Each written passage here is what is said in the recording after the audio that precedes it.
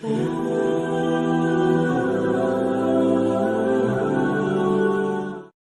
वालेकुम रहमतुल्लाह। दोस्तों, आज का सवाल अज़ान के वक्त बाथरूम जाने के बारे में है।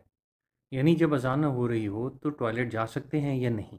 ये एक बहुत ही अच्छा सवाल है और एक ऐसा कॉमन मसला है जो हर मुसलमान, चाहे मर्द हो या औरत, किसी भी जगह पे हो, चाहे दफ्तर हो या घर, हर जगह पेश आ सकता है और इसकी नॉलेज हर बंदे को होनी चाहिए।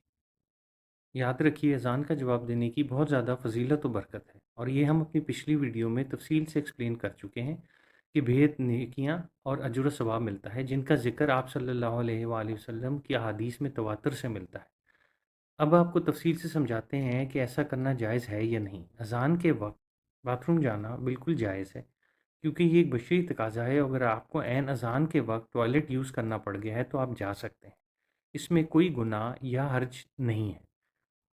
अज़ान हो रही हो और आपको हाजत पेश आ जाए तो आप जा सकते हैं।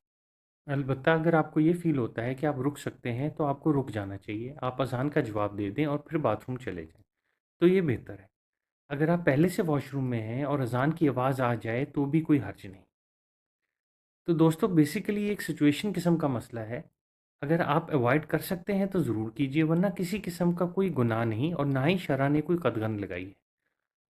आपसे उम्मीद है कि आपको ये बात समझ आ गई होगी। अगली वीडियो में इंशाल्लाह आपसे फिर मुलाकात होगी। हमारे चैनल को सब्सक्राइब और वीडियो को लाइक ज़रूर कीजिएगा। खुदा हाफिज़।